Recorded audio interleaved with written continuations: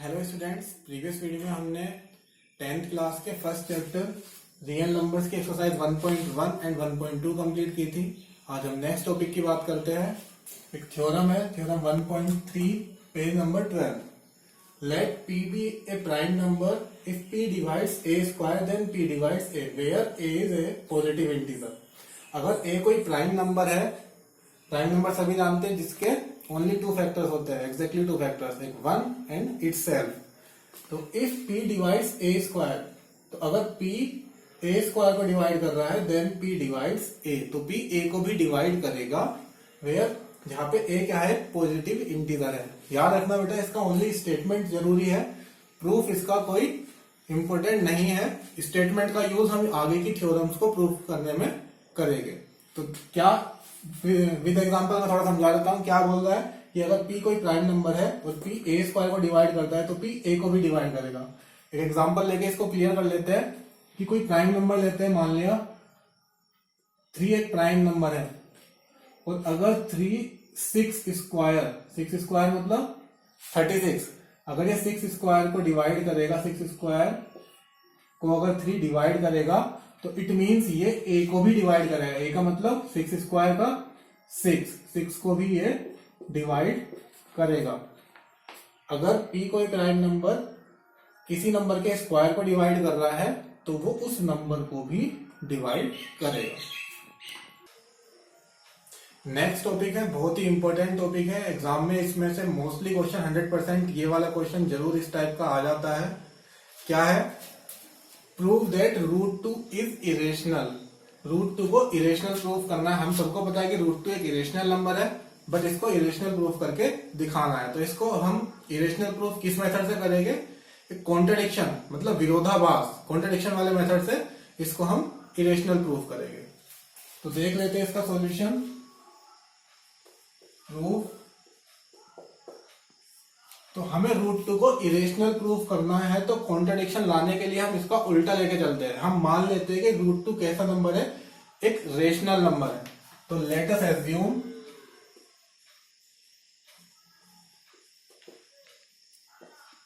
√2 is a rational number. हम मान के चले हैं कि √2 एक रेशनल नंबर है, और लास्ट में हम इसमें कॉन्ट्रडिक्शन दिखा देंगे। तो अगर कॉन्ट्रडिक्शन आ जाएगा तो √2 एक इरेशनल नंबर हो जाएगा। तो अब जब √2 एक रेशनल नंबर है तो हम सबको पता है कि रेशनल नंबर को हम किस फॉर्म में लिख सकते हैं, p/q की फॉर्म में लिख सकते हैं। यहां पर तो √2 इज इक्वल टू p/q।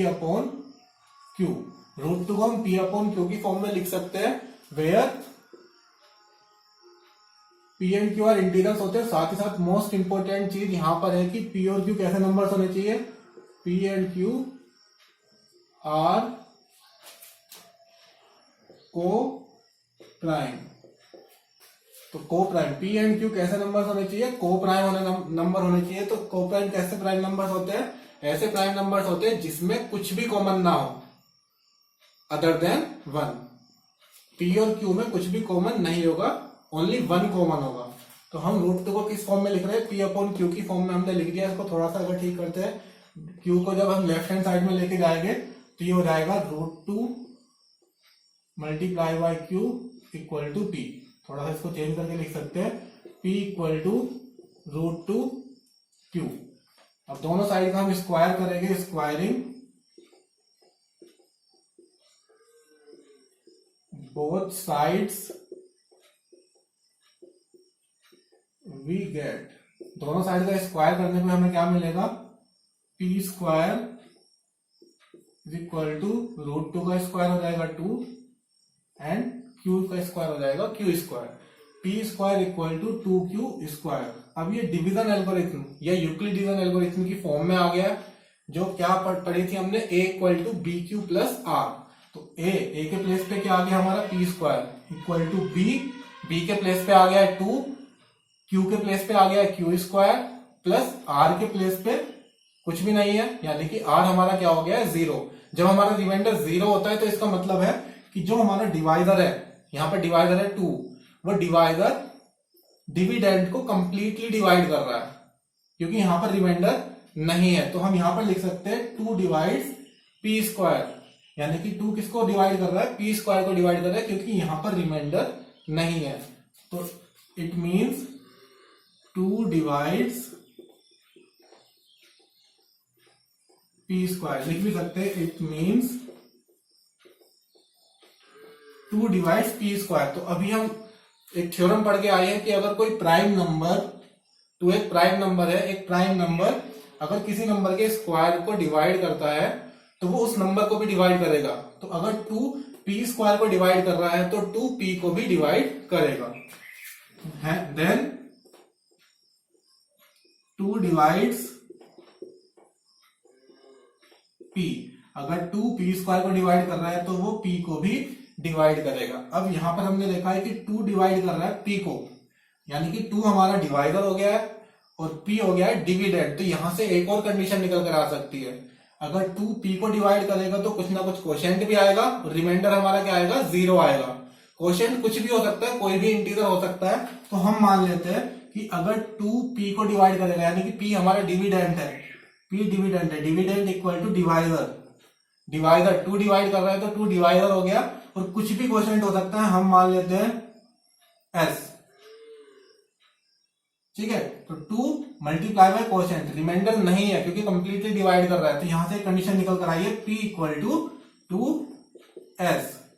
अब ये जो इक्वेशन आई थी इसको हम मान लेते हैं equation number 1, p square equal to 2q square. अब p की जो वैल्यू हमने यहां से निकाली है, यहां पर लिख सकते हैं where s is any integer. यहां पे s कोई भी इंटीजर है, कुछ भी वैल्यू हो सकती है। अब जो p की वैल्यू आई है p इक्वल टू 2s, वो p की वैल्यू इक्वेशन नंबर 1 में सब्स्टिट्यूट करते हैं, यहां पर कर देते हैं। Now substitute the value of p in equation 1। जो p की एक वैल्यू आई है नहीं, उसको इक्वेशन नंबर 1 में सब्स्टिट्यूट करते हैं। p स्क्वायर यहां पर रखेंगे, p के प्लेस पे 2s, तो ये हो जाएगा 2s का whole square equal to 2q square, 2 का स्क्वायर 4, s स्क्वायर 2, 2 से 4 डिवाइड हो जाएगा 2 टाइम्स, q स्क्वायर को हम पहले लिख सकते हैं, तो q square is equal to 2s square. अब ये फिर से डिवीजन एल्गोरिथम की फॉर्म में आया है। ये हमारा डिविडेंड है, q स्क्वायर, 2 डिवाइडर है, s स्क्वायर हमारा कोशेंट हो गया, रिमाइंडर नहीं है, तो इसका मतलब है कि 2 q स्क्वायर को डिवाइड कर रहा है। It means 2 divides q square. अब अगर 2 q स्क्वायर को डिवाइड करेगा देन 2 डिवाइड्स q। अगर 2 q स्क्वायर को किसी नंबर के स्क्वायर को डिवाइड करेगा तो 2 उस नंबर को भी डिवाइड करेगा 1.3 थ्योरम के अकॉर्डिंग। अब अगेन दोबारा से लेके चलते हैं, जो भी हमने स्टेटमेंट प्रूफ किया उसको लेकर चलते हैं। हमने क्या प्रूफ किया है, सबसे पहले कि 2 किसको डिवाइड कर रहा है, p को, यहां पर 2 divides p, again 2 divides p and 2 divides q। ये दोनों को सेंटेंस को हम कंबाइन कर लेते हैं, एंड 2 डिवाइड्स q। अब इसका मतलब क्या हुआ कि जो 2 है वो p को भी डिवाइड कर रहा है, q को भी डिवाइड कर रहा है, मतलब वो दोनों नंबर को डिवाइड कर रहा है। तो इसका मतलब वो दोनों का कॉमन फैक्टर हो गया है। 2 is the common factor of p and q। इसको भी हम लिख लेते हैं, लैंग्वेज लिखनी बहुत जरूरी है। It means 2 is the common factor of p and q। 2 क्या हो गया है, p एंड q दोनों का कॉमन फैक्टर हो गया है। बट हम स्टार्टिंग में लेकर क्या चले थे कि p एंड q कैसे नंबर है, कोप्राइम नंबर है, मींस उसमें कुछ भी कॉमन नहीं है 1 के अलावा। बट हमने क्या प्रूफ कर दिया कि 2 उसका कॉमन फैक्टर हो गया है, तो कॉन्ट्रडिक्शन आ गया है, विच कॉन्ट्राडिक्ट द फैक्ट। जो कॉन्ट्राडिक्ट करता है, किस फैक्ट को कॉन्ट्राडिक्ट करता है, that p and Q R को प्राइम। तो क्या है, हम पी और क्यू को को प्राइम लेके चले थे, लेकिन हमने क्या प्रूफ कर दिया कि टू उनका दोनों का पी एंड क्यू का कॉमन फैक्टर हो गया। तो कॉन्ट्रडिक्शन हो गया, हैंस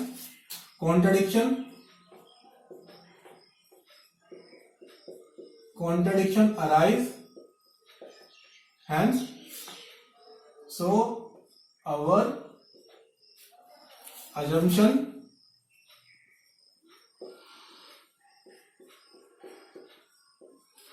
इज रॉन्ग। तो हमारी assumption क्या हो गई है, रॉन्ग हो गई है। जो हम मान के चले थे वो गलत हो गया है, हैंस √2 को हम रेशनल मान के चले थे बट वो गलत हो गया। वो तो वो कैसा होगा, रेशनल ना हो गया, हैंस √2 इज इरेशनल। तो अभी हमने क्या प्रूफ किया है कि √2 इरेशनल है। अब इसी सेम मेथड से हम √3 को भी इरेशनल प्रूफ करके दिखा सकते हैं। जहां पर भी 2 लिखा है उसके प्लेस पर 3 पुट कर देंगे। इसी की हेल्प से हम √5 को भी इरेशनल प्रूफ करके दिखा सकते हैं।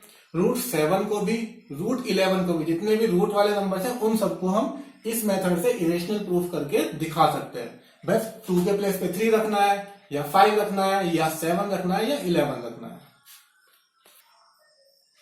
नेक्स्ट एक्सरसाइज 1.3 का question number 1, prove that √5 is irrational. √5 को इरेशनल प्रूफ करना है। तो इसका प्रूफ देखते हैं हम। जैसे भी एग्जांपल करके आए हम, √2 को जैसे प्रूफ किया इसी तरीके से हम √5 को इरेशनल प्रूफ करेंगे। तो लेट अस एज्यूम, हम उसका ऑपोजिट लेके चलते हैं। तो लेट अस एज्यूम, क्या एज्यूम करेंगे, √5 इज ए रेशनल नंबर। √5 को रेशनल नंबर लेके चलेंगे। तो अगर √5 एक रेशनल नंबर है तो इसको हम रेशनल नंबर की फॉर्म में लिख सकते हैं, P/Q की फॉर्म में लिख सकते हैं, A और B भी मान सकते हैं। वेयर, ये सबसे इंपॉर्टेंट चीज है, where P and Q are coprime. दोनों के दोनों नंबर कैसे हैं, को प्राइम है। ध्यान दे बेटा, इसकी लैंग्वेज बहुत इंपॉर्टेंट है, लैंग्वेज लिखनी बहुत जरूरी है, ठीक है। तो P and Q are coprime, दोनों के दोनों को प्राइम है, उनके बीच में कुछ भी कॉमन नहीं है 1 के अलावा। तो इसको इधर लेकर जाएंगे तो ये बन जाएगा P = √5 Q, दोनों साइड का स्क्वायर करेंगे, स्क्वायरिंग बोथ साइड्स, दोनों साइड का स्क्वायर करेंगे, वी गेट, क्या मिलेगा हमें कि P² = 5 Q²। √5 का स्क्वायर 5 हो जाएगा, Q²। यूक्लिड डिवीजन लेमा की डिवीजन एल्गोरिथम की फॉर्म में ये आ गया है, dividend equal to divisor multiply by quotient plus remainder नहीं है। तो इट मींस 5 जो डिवाइजर है वो डिविडेंड को कंप्लीटली डिवाइड करेगा। It means 5 divides P², 5 P² को डिवाइड करेगा। अगर 5 P² को डिवाइड कर रहा है तो थ्योरम 1.3 के अकॉर्डिंग 5 P को भी डिवाइड करेगा। देन 5 डिवाइड्स P, 5 किसको डिवाइड करेगा, P को डिवाइड करेगा। तो 5 अगर P को डिवाइड करेगा तो 5 हमारा डिवाइजर हो गया और P हमारा डिविडेंड हो गया। तो अगर डिवाइजर डिविडेंड को डिवाइड करेगा तो कुछ ना कुछ क्वोशिएंट भी आएगा। तो हम मान लेते हैं कि वो क्वोशिएंट S है। तो क्या कंडीशन निकल कर आएगी, 5 P को डिवाइड कर रहा है तो P = 5 multiply by S, remainder नहीं है क्योंकि कंप्लीटली डिवाइड कर रहा है। तो P की वैल्यू निकल कर आई है P = 5S। अब P की जो ये वैल्यू निकल कर आई है इसको हम मान लेते हैं इक्वेशन नंबर 1, इसमें सब्स्टिट्यूट करते हैं। फ्रॉम इक्वेशन नंबर 1 में P की वैल्यू सब्स्टिट्यूट करते हैं। तो P की वैल्यू 5S, 5S का whole square equal to 5Q², 5 का स्क्वायर हो जाएगा 25, S² इक्वल टू 5Q², 5 5 25। इसको पहले लिख लेते हैं, Q² इक्वल टू 5S²। फिर से सेम कंडीशन, ये dividend divisor quotient, dividend equal to divisor multiply by quotient, remainder नहीं है तो इसका मतलब क्या होगा कि 5 किसको डिवाइड कर रहा है, क्यू स्क्वायर को। यहां पर लिख लेते हैं 5, इट इंडिकेट्स, यहां से क्या इंडिकेट्स होता है कि 5 किसको डिवाइड करेगा, क्यू स्क्वायर को डिवाइड करेगा। 5 डिवाइड्स क्यू स्क्वायर, तो अगर 5 क्यू स्क्वायर को डिवाइड करेगा तो थ्योरम 1.3 के अकॉर्डिंग देन 5 डिवाइड्स क्यू, 5 किसको डिवाइड करेगा, क्यू को। अब इन दोनों सेंटेंस को हम कंबाइन करते हैं कि 5 पी को भी डिवाइड कर रहा है, 5 क्यू को भी डिवाइड कर रहा है। अगेन दोबारा इस सेंटेंस को लेके चलते, दोनों सेंटेंस को कंबाइन कर देते हैं। 5 divides P, 5 divides P and 5 divides Q. 5 P को भी डिवाइड कर रहा है, 5 क्यू को भी डिवाइड कर रहा है। इसका मतलब क्या हुआ, इट मींस जो 5 है वो पी और क्यू दोनों का कॉमन फैक्टर हो गया है। It means 5 is the common factor of P and Q. P and q का कॉमन फैक्टर हो गया है, बट हम लेकर क्या चले थे कि पी एंड क्यू में कुछ भी कॉमन नहीं है, वो को प्राइम नंबर्स है। तो यहां पर क्या आ गया, कॉन्ट्रडिक्शन आ गया है। तो which contradict the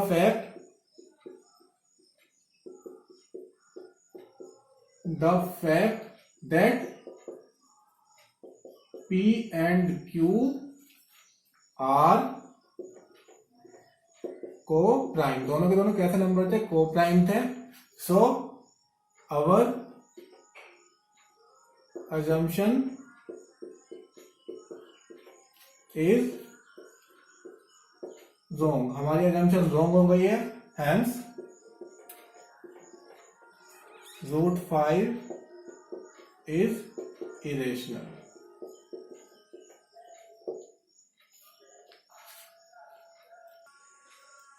next question number 2, prove that 3 + 2√5 is irrational. 3 + 2√5 को इरेशनल प्रूव करना है।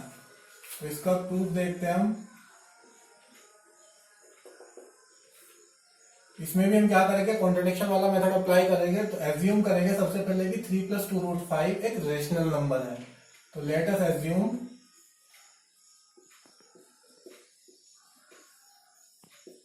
3 + 2√5 is a rational number। तो अगर ये रेशनल नंबर है तो इसको हम P/Q की फॉर्म में लिख सकते हैं। प्रीवियस क्वेश्चन से थोड़ा सा ये अलग है, तो इसको हम P/Q की फॉर्म में लिख सकते हैं। 3 + 2√5 = P/Q। ये 3 प्लस में इसको हम राइट हैंड साइड में लेकर जाएंगे तो ये 2√5 = P/Q -3 इधर प्लस में उधर जाएगा तो -3 हो जाएगा। इसका एलसीएम लेते हैं हम तो P - 3Q/Q हो जाएगा। 2 यहां पर मल्टीप्लाई में राइट हैंड साइड में लाएगा तो डिवाइड में चला जाएगा। P - 3Q/2Q। अब यहां पर एक बार ध्यान देते हैं हम P/Q।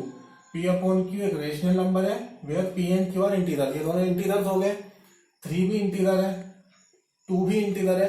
तो ये कंप्लीट नंबर क्या हो जाएगा, एक रेशनल नंबर हो जाएगा। P -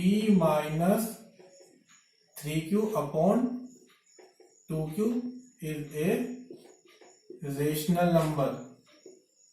अब क्योंकि ये रेशनल नंबर है तो इसका मतलब √5 भी रेशनल नंबर होगा, क्योंकि एक रेशनल नंबर के इक्वल हो सकता है। कोई भी रेशनल नंबर इरेशनल के इक्वल नहीं हो सकता है। तो विच या हेंस क्या √5 is also a rational number. तो √5 भी क्या हो जाएगा, एक रेशनल नंबर हो जाएगा। But which contradict the fact, but हमें पता है कि √5 कैसा नंबर है, इरेशनल नंबर है, which contradict the fact that √5 is irrational. तो √5 कैसा नंबर है, इरेशनल नंबर है। तो यानी कि हमारी अजम्पशन रॉन्ग हो गई है, हैंस 3 + 2√5 कैसा नंबर हो गया, इज इरेशनल।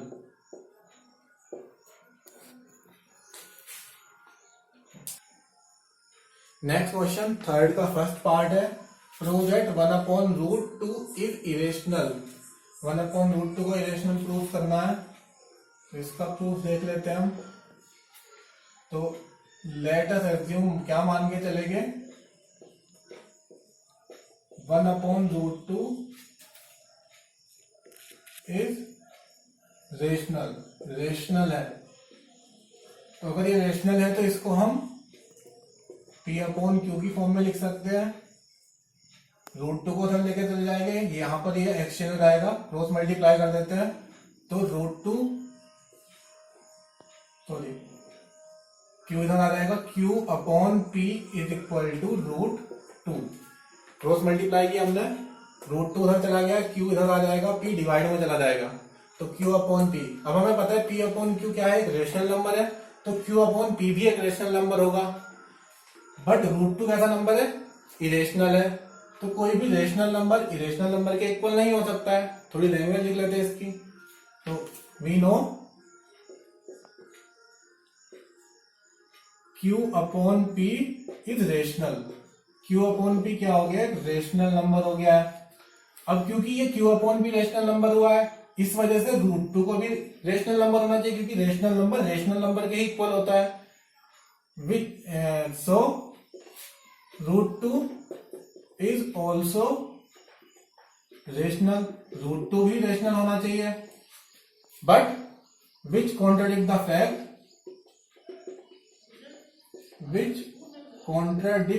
फैक्ट, ये तो फैक्ट है जो हमें पता है। क्या फैक्ट पता है, कि the fact that √2 is irrational. √2 कैसा नंबर है, इरेशनल है। तो कॉन्ट्राडिक्शन आ गया। सो कॉन्ट्राडिक्शन अराइज, कॉन्ट्राडिक्शन आ गया, and our assumption is wrong. हमारी अजम्पशन क्या हो गई है, रॉन्ग हो गई है। हैंस 1/√2 रेशनल ना हो गया, कैसा हो गया, इज इरेशनल। सेकेंड, जो थर्ड क्वेश्चन का सेकेंड पार्ट है, उसकी बात करते हैं। Prove that 7√5 is irrational. इसका सॉल्यूशन हम देखते हैं, इसका प्रूफ देखते हैं। Let us assume 7√5 is rational.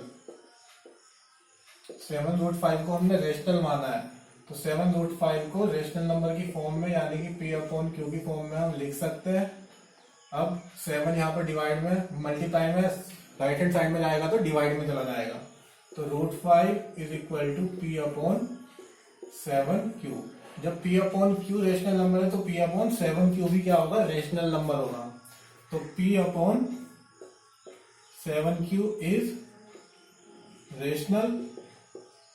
क्योंकि ये रेशनल है तो ये भी √5 भी क्या होगा, रेशनल होगा, क्योंकि एक रेशनल नंबर ही रेशनल नंबर के इक्वल हो सकता है। सो √5 इज रेशनल। अगर राइट हैंड साइड रेशनल है तो लेफ्ट हैंड साइड भी रेशनल होगी। बट यहां पर कंडीशन क्या हो गई, हमें पता है कि √5 कैसा नंबर है, इरेशनल नंबर है, विच कॉन्ट्राडिक्ट द फैक्ट, किस फैक्ट को कॉन्ट्राडिक्ट करते हैं, दैट √5 इज इरेशनल। √5 तो इरेशनल है, बट हमने क्या प्रूव करके बता दिया कि √5 इरेशनल है, तो कॉन्ट्रडिक्शन आ गया है। So contradiction arise and our assumption is wrong। Contradiction आ गया है तो हमारी assumption wrong हो गई है। Hence जो हम लेके चले थे कि 7√5 रेशनल है, उसका opposite 7√5 is irrational.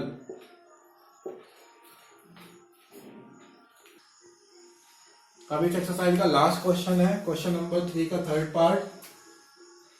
Prove that 6 + √2 is irrational. इसका प्रूफ देखते हैं बच्चों। तो let us assume 6 + √2 is rational. 6 + √2 को हमने रेशनल माना है, तो 6 + √2 को रेशनल नंबर की फॉर्म में हमने लिख दिया 6 + √2 = P/Q। ये 6 इसको हम राइट हैंड साइड में लेकर जाएंगे, तो √2 = P/Q -6। एलसीएम इसका लेंगे तो P - 6Q/Q। ये जो निकल कर आया P - 6Q/Q, ये एक रेशनल नंबर है। तो अगर ये रेशनल नंबर है तो √2 भी क्या होगा, एक रेशनल नंबर होगा। लिख देते हैं इसको, P - 6Q/Q is rational, so √2 is also rational. क्योंकि ये रेशनल है तो इसलिए ये भी एक रेशनल नंबर होगा, क्योंकि एक रेशनल नंबर ही एक रेशनल नंबर के इक्वल होता है।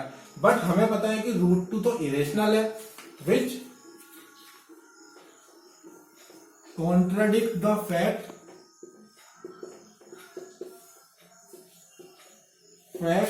दैट